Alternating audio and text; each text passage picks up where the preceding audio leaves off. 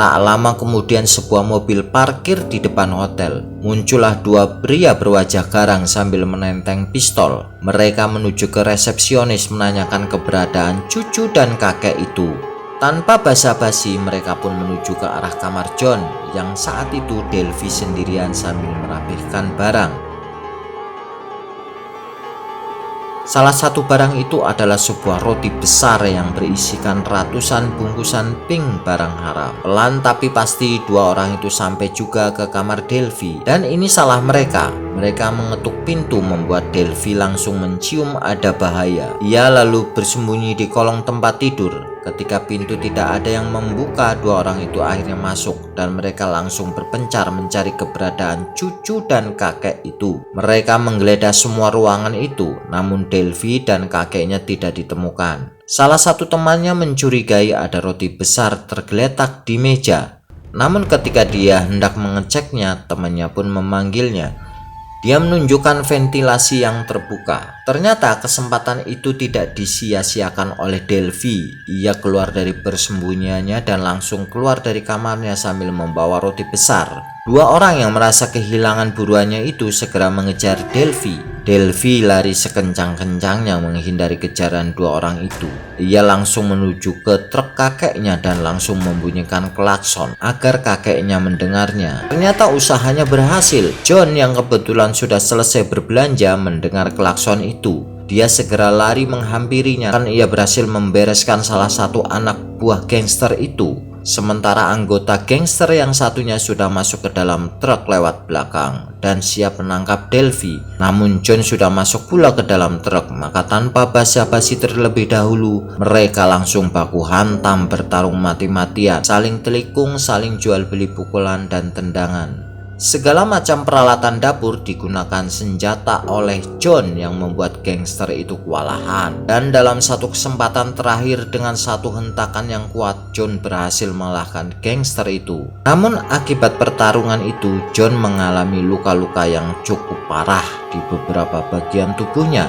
Yang paling parah di bagian perutnya. Tubuhnya semakin lemah, Delphi pun panik. Di antara rasa sakit itu, John mengatakan kalau di belakang rumahnya ada sebuah pohon yang sangat cocok dibuat rumah pohon, sebuah cita-cita Delphi yang belum terpenuhi. Setelah mengatakan demikian, tiba-tiba karena banyak mengeluarkan darah, John si tukang roti ini pun pingsan. Delphi bingung dan panik. Salah satu cara adalah memberitahu kepada pelayan swalayan. Namun karena Delphi tidak bisa bicara, pelayan itu tidak tahu maksud Delphi. Dan pada saat itulah Delphi melihat tanda darurat. Tanpa pikir panjang, Delphi segera menarik tuas itu dan John pun segera dibawa ke rumah sakit. Kondisinya sungguh kritis. Ia banyak kehilangan darah karena luka di sekujur badan. Setelah pingsan dan diobati, akhirnya kondisinya membaik. Bahkan sekarang dia sudah tidak pingsan lagi, hanya saja tubuhnya masih lemah. Berada di rumah sakit, rupanya kakek dan cucu ini belum lepas dari bahaya. Ketika ia berada di lorong rumah sakit, ia berpapasan dengan 3 orang pria berwajah garang. Delphi panik, namun ia berusaha tenang agar para pria berwajah garang yang merupakan para gangster itu tidak mencurigai keberadaannya. Namun satu di antara 3 orang itu nampaknya mengenalinya, lalu pria itu pun mengikutinya. Delphi semakin tegang. Pria itu lalu mendekatinya dan meminta agar Delphi mengantarkan ke kamar kakeknya.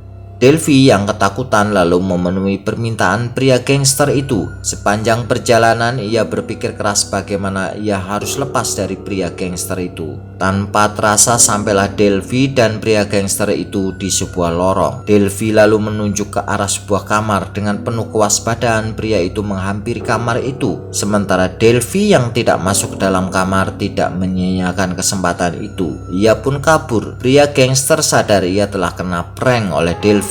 Ia pun mengejar Delphi. Sementara itu 2 orang temannya telah sampai di kamar kakek tukang roti. Mereka mencabut senjatanya dan mulailah membuka kamar John. Namun kamar itu kosong. Mereka tetap mencari ke segala arah, namun tidak ditemukan kakek itu. Tiba-tiba salah satu gangster itu terjatuh dan langsung tak berdaya karena kepalanya membentur lantai. Rupanya ia mendapatkan serangan cepat dari John yang ternyata sembunyi di bawah tempat tidur. Melihat temannya terkapar tidak berdaya, pria gangster itu pun menyerang John. Maka terjadilah pertarungan hidup mati John melawan gangster itu. John melawan dengan sekuat tenaga meskipun kondisi tubuhnya masih lemas. Lagi-lagi dia memanfaatkan benda-benda yang ada di sekitarnya. Salah satunya adalah alat kejut jantung. Ia lalu membelitkan kabel alat kejut itu ke tubuh gangster. Pria itu pun akhirnya roboh setelah menerima suntikan cairan kimia. Sementara polisi itu pun sampai ke rumah sakit. Ia menanyakan keberadaan kamar John ke bagian informasi. Di tengah perjalanan ia bertemu dengan gangster satunya dan ia pun langsung menembaknya. Kakek dan cucu itu merasa di rumah sakit itu sudah tidak aman lagi. Mereka pun diam-diam telah kabur dari rumah sakit. Polisi telah sampai di kamar John, namun ia tidak menemui John. Yang ditemui hanya 2 mayat pria gangster. Tiba-tiba masuklah salah satu anggota polisi yang selama ini memberitahukan informasi apapun tentang John. Rupanya anggota polisi ini seorang pengkhianat, karena selain memberikan informasi ke polisi, ia pun memberikan informasi ke gangster. Dan polisi itu pun terkapar di lantai setelah timah panas menembus kepalanya. Kakek dan cucu yang kabur dari rumah sakit itu rupanya ingin menyelesaikan urusannya sampai selesai. Ia lalu menemui tangan kanan bos gangster yang bernama Vic. Vic tidak sempat melawan ketika sepucuk senjata telah menempel di tengkuknya. Lalu si kakek meminta Vic agar menunjukkan di mana keberadaan Peter. Di bawah ancaman todongan senjata, Vic akhirnya mengantarkan kakek itu ke Peter berada. Vic membawa kakek dan cucu itu keluar kota dan sampailah ke sebuah pinggir pantai. Kakek ini berdebar-debar karena ia akan bertemu dengan anaknya yang tidak jelas nasibnya.